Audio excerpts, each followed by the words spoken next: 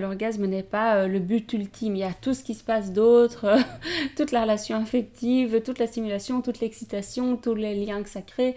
Bon voilà, il n'y a pas juste le fait de rentrer une forme dans une autre, pour le dire poliment.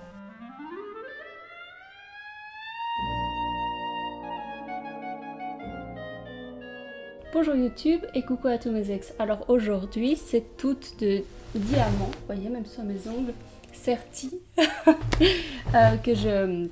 ou un petit peu cagole, enfin c'est sapé comme jamais que je reviens avec une nouvelle vidéo pour vous expliquer les 10 raisons pour lesquelles vous n'avez probablement encore jamais eu d'orgasme vaginal ou les raisons pour lesquelles vous avez du mal à en avoir. Les 10 raisons les plus communes, on est parti. Alors, pourquoi est-ce que je voulais en parler aujourd'hui? Avant toute chose, je voulais en parler parce que il y a un peu une certaine pression, je trouve, sur les femmes par rapport à la manière dont elles reçoivent leur plaisir et leur capacité à accéder à l'orgasme.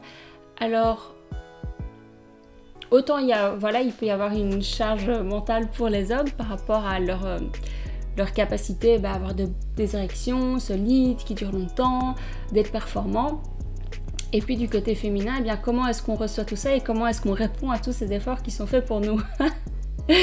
Voilà, et c'est pas parce que certaines filles ont du mal à ressentir du plaisir qu'elles ne sont pas pour autant dans une certaine gratitude par rapport à tous ces efforts qui sont faits pour elles.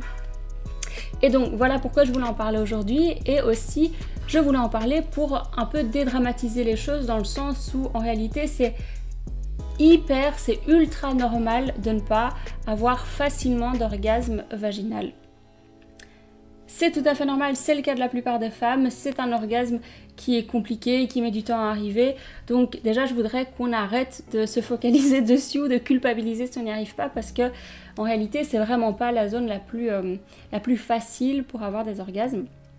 Et une des raisons les plus évidentes, c'est que contrairement à votre clitoris qui est fait entre guillemets pour que vous ayez du plaisir, qui vous lubrifie, qui a plein de terminaisons nerveuses, le vagin, l'intérieur de la cavité vaginale et le col de l'utérus, l'intérieur est beaucoup plus conçu, designé pour expulser des petits bébés ou des gros. Et forcément, cette zone-là est beaucoup plus robuste et donc moins sensible, et tant mieux, parce que si l'intérieur du vagin était pareil en termes de sensibilité que le clitoris, les accouchements ce serait bon, c'est déjà fastidieux, mais ça le sera encore plus. Donc c'est la raison principale pour laquelle c'est plus compliqué, et ça va mettre plus de temps en fait pour que au niveau même de votre cerveau vous commenciez à associer ces sensations qui sont intrusives à des sensations de plaisir. Voilà, donc j'arrête l'intro ici et je vais commencer à vous énumérer les points. Donc le premier point, c'est peut-être pas très sympa, mais je tenais aussi à commencer par le premier point en disant que c'est peut-être la faute de votre copain et que vous, en tant que fille, en tant que femme, vous ne faites rien. Il n'y a rien que vous ne fassiez pas bien. Et peut-être que c'est tout simplement en fait votre partenaire qui n'est pas capable de tenir assez longtemps. Alors désolée, je sais que j'ai commencé en parlant de la pression et de la charge mentale qui pouvait peser sur les mecs, mais voilà, chacun a son rôle à jouer, et en tant qu'homme, si vous n'arrivez pas à tenir assez longtemps, vous n'arriverez pas à donner d'orgasme à votre copine, c'est comme ça. Après, vous pouvez vous débrouiller avec vos doigts, votre langue, des sextoys, mais vous avez quand même envie d'y arriver avec votre propre sexe, j'imagine.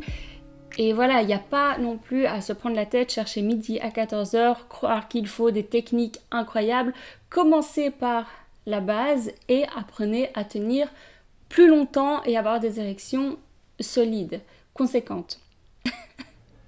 Voilà.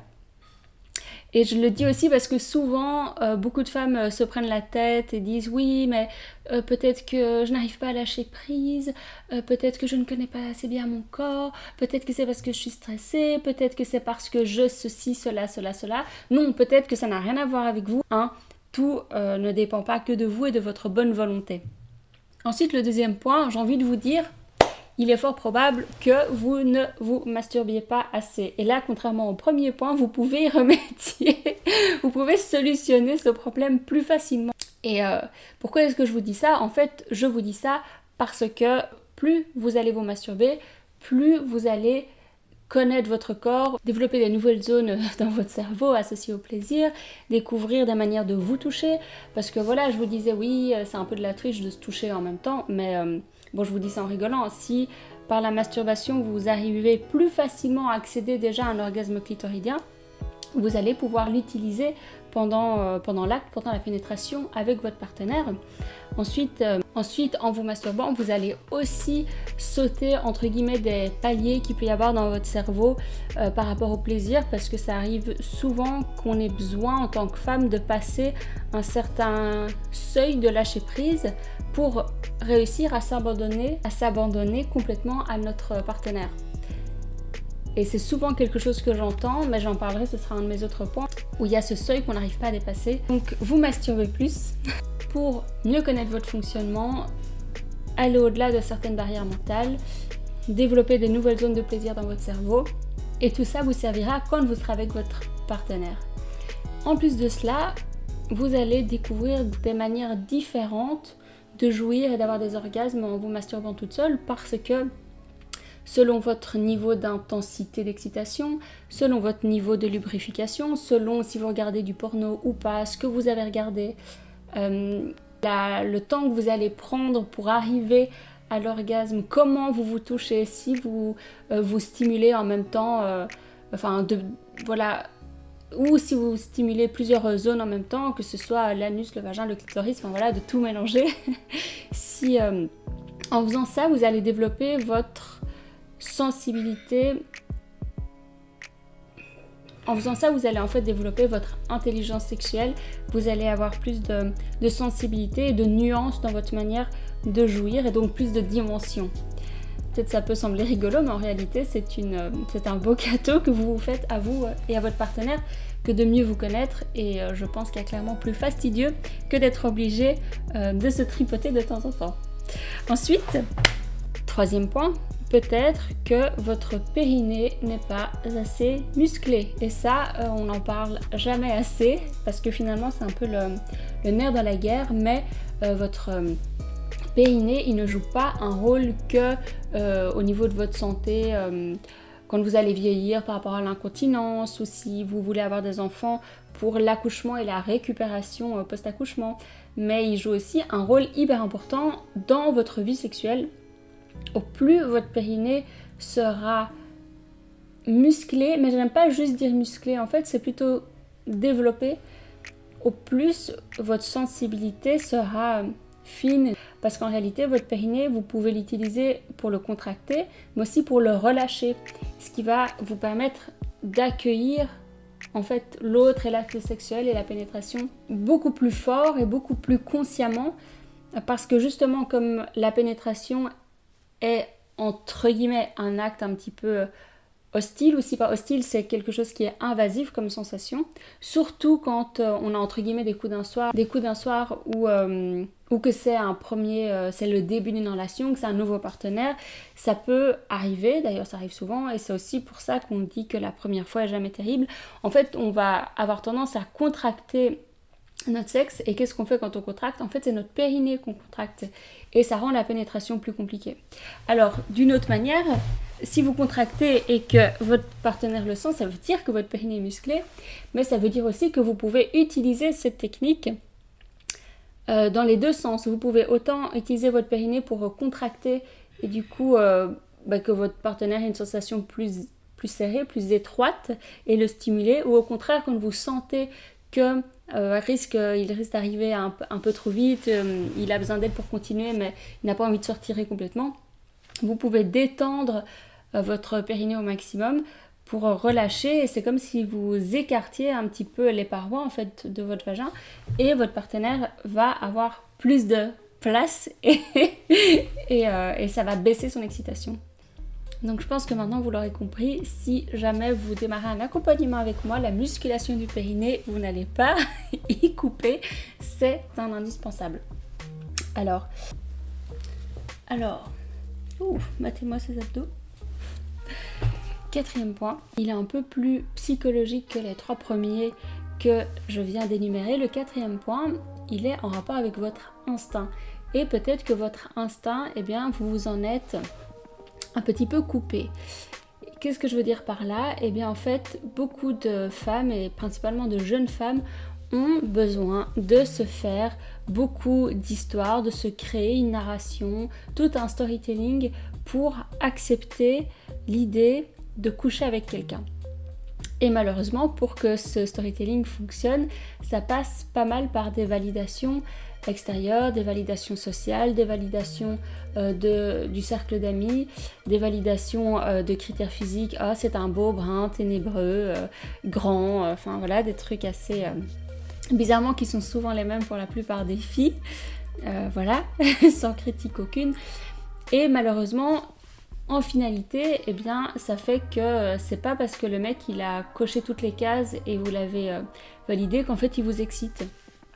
Et ce truc-là, c'est normal qu'on le fasse dans l'absolu, quand on cherche à se mettre en couple, mais c'est pas ça qui fait qu'on va vraiment être excité et avoir envie de sexe avec l'autre, quoi. Ça sert juste à vous rassurer. Et donc peut-être qu'il faut venir un peu plus chercher ou réveiller cette part-là en vous, parce que c'est pas parce que votre mec, vous l'avez validé de manière ultra consciente, que vous n'avez pas d'attirance pour lui, mais c'est plutôt que vous avez vachement éteint votre instinct, votre énergie sexuelle. Et il faut la raviver. De nouveau, c'est quelque chose qu'on peut travailler en coaching avec moi, justement. Parce que déjà, si votre copain il a validé toutes les cases, vous avez de la chance, vous avez bien trouvé, donc voilà, vous n'allez pas devoir le jeter pour en trouver un autre avec qui il y aura une alchimie plus forte. Parce que justement, le fait est que ça peut arriver très souvent qu'on ait des pulsions sexuelles, un instinct sexuel avec des gens qu'on ne connaît pas, qui passent dans la rue, à notre travail, dans un ascenseur, et ça va nous perturber, et ça perturbe pas mal de filles. Les hommes sont plus à l'aise avec ça, mais beaucoup de femmes sont perturbées par ces pulsions parce qu'elles disent mais oui, mais je le trouve pas beau, mais oui, mais il est bête, mais oui, mais oui, en fait, notre instinct il fonctionne pas comme notre cerveau, c'est deux trucs complètement différents. Et pas mal de filles ont du mal avec ça parce que ça les renvoie à une image d'elles-mêmes qui ne leur plaît pas beaucoup. Et pour ne pas non plus trop vous faire culpabiliser, j'aurais envie de dire que c'est aussi parce que malgré tout, on culpabilise énormément les femmes sur leur désir et leur rapport à leur propre sexualité, comme s'il n'y avait pas de moyen de contraception, comme s'il y avait plein de maladies qui couraient partout, comme si l'enfer existait et on risquait d'y aller si on avait couché avec plus de 10 personnes. Non. Donc oui, les filles peuvent être pas mal perturbées par le fait d'avoir un désir sexuel pour quelqu'un qui en fait ne correspond pas du tout à leurs critères et aux critères de la société, de ce qui est censé être un homme attirant, excitant, un homme, voilà, selon leur magazine féminin, selon leurs copines, selon les archétypes. Et peut-être qu'une certaine catégorie de population qui a ramené pas mal de questions religieuses dans le débat public alors qu'on en était débarrassé avec la libération sexuelle dans les années fin 60-70, a mis un petit peu de l'eau dans le gaz et a recommencé à culpabiliser les femmes avec leur rapport à la sexualité. Donc voilà, loin de moi l'idée de stigmatiser d'une quelconque manière une population, mais en tout cas, même au-delà de ça, en parallèle à ça, à cette population, il y a aussi vu qu'il y a une nouvelle forme de droite qui arrive, elle arrive avec son lot de trucs pénibles et nuls et foireux, comme ce rapport ultra conservateur au sexe, où du coup il y a des tas de mecs qui commencent à avoir des discours en disant ah ouais, si une fille a eu plus de 10 partenaires, c'est une serpillière, des délires comme ça. Voilà, de se dire, de recommencer à se poser la question de l'abstinence avant le mariage. Enfin, des questions qui évidemment moi me semblent totalement délirantes, mais qui reviennent sur le tapis. Donc bon, tout ça n'aide pas à avoir des orgasmes vaginaux plus facilement. Vous me direz, moi ça me donne du travail. J'espère que vous n'entendez pas trop de bruit parce qu'il y a plein de bruit, il y a des travaux au rez-de-chaussée. Je suis désolée pour ça, mais mon make-up était prêt, mon setup était prêt, ma tenue était prête, donc voilà, j'espère que ça ira. Ensuite, le 5e point, il est beaucoup plus simple, probablement que vous n'êtes pas assez excité et que vous arrivez trop tôt à la pénétration.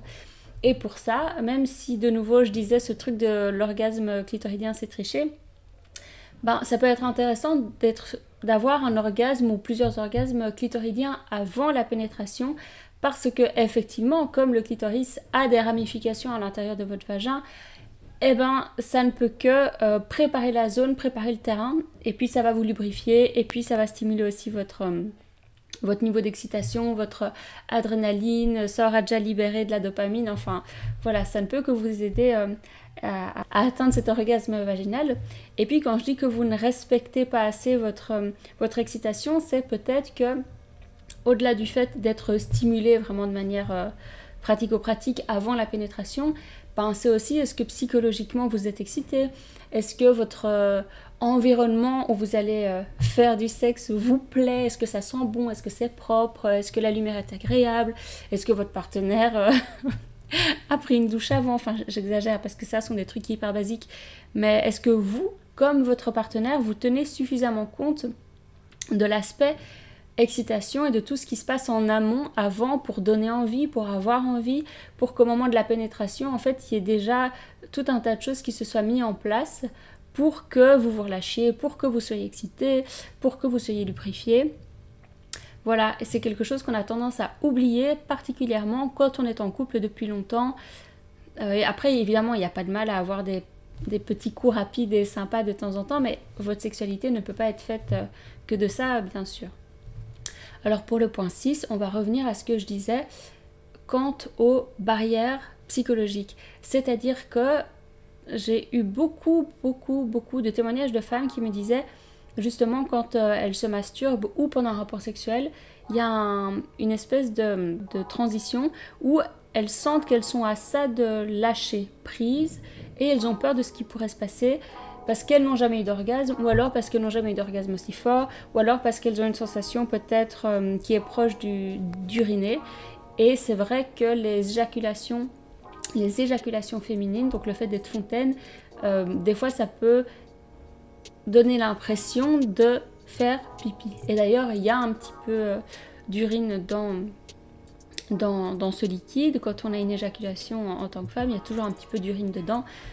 Voilà, mais c'est pas comme si on faisait pipi, c'est pas la même chose, enfin, il n'y a pas à s'inquiéter, vous n'allez pas faire pipi malgré vous, et puis quand bien même vous lâchez 2-3 petites gouttes de pipi, ce sera pas la fin du monde, et vous serez allé au bout de cette expérience avec votre propre corps, et c'est hyper important de le faire.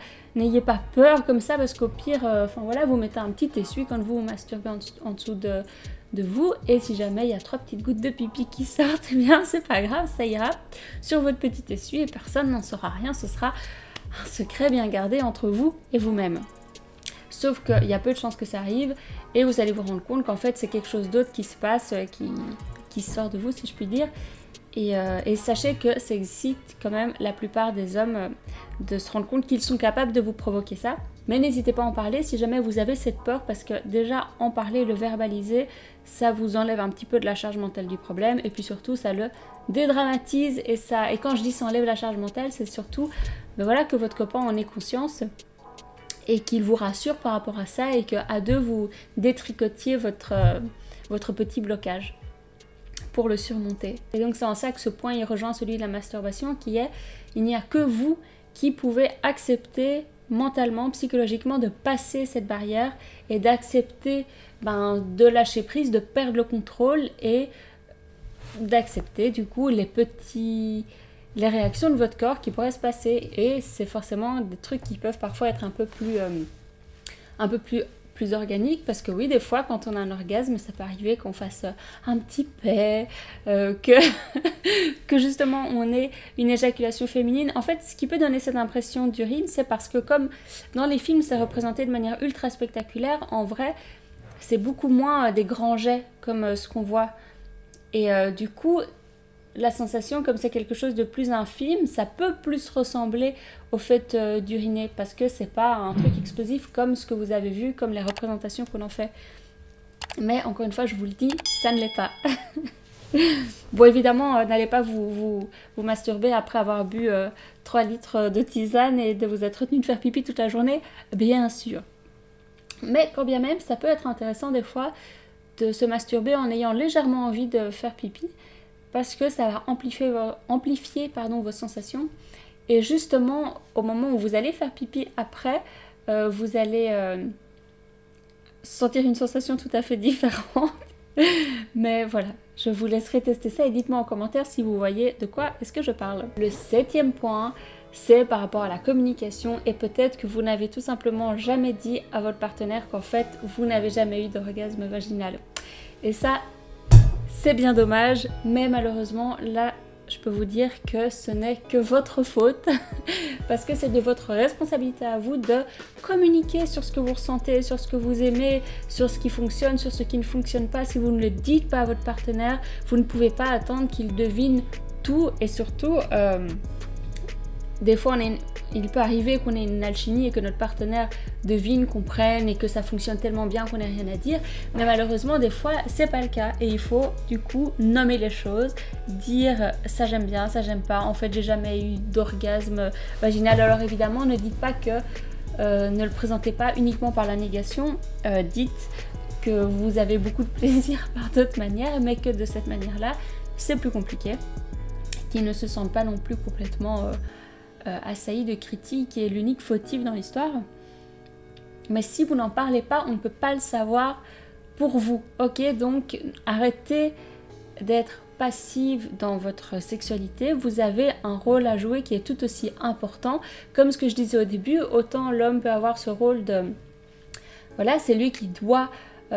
avec son érection, vous pénétrer, tenir longtemps, vous donner du plaisir, mais vous avez aussi un rôle qui est tout aussi important à jouer là-dedans, qui est d'être le réceptacle de ça et de donner simplement, pas de la même manière bien sûr, mais simplement déjà dans la manière dont vous allez recevoir ce qu'on vous donne, la manière dont vous allez apprécier l'effort qui est fait pour vous et donc vous allez transformer toute cette énergie qui vous pénètre, hein, parce qu'on ne va pas le dire autrement. Alors le 8e point, vous allez peut-être rigoler certains d'entre vous parce que vous ne voyez pas ce dont je parle, pourtant c'est très fréquent. En fait, si ça se trouve, vous avez déjà eu un orgasme mais vous ne le savez pas. Et vous ne le savez pas pourquoi?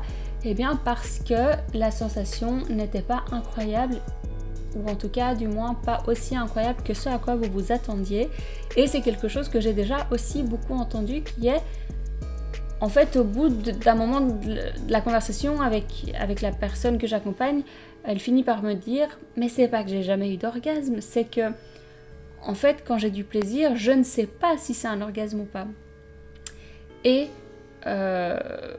on peut repasser par tous les points que j'ai dit avant. Peut-être que vous n'avez pas un périnée assez musclé, peut-être que vous ne vous masturbez pas assez, peut-être que vous n'étiez pas assez excité, peut-être que votre copain ne tient pas assez longtemps, mais au-delà de ça, peut-être aussi tout simplement que votre corps il est fait comme ça et votre sensation, votre terminaison nerveuse, comment votre cerveau capte le plaisir et la stimulation sexuelle est moins développé que chez d'autres gens.